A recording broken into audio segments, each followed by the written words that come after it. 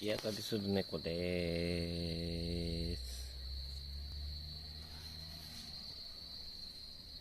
さっきちょっと近づいたんだけど、ちょっとね暑かったみたいで、ちょうどこの距離がいいぐらいみたいですね。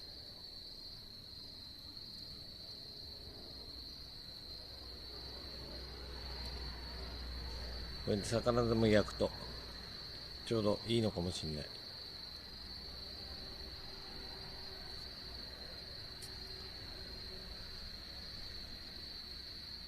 ちょっとあれかな、火力が弱くなってきたかな。ど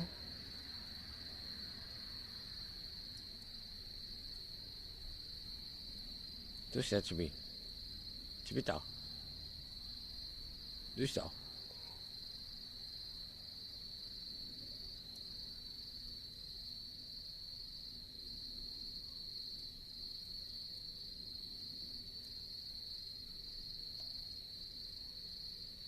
うん、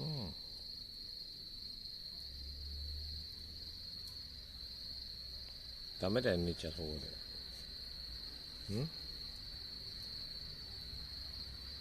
寝てはダメですよ。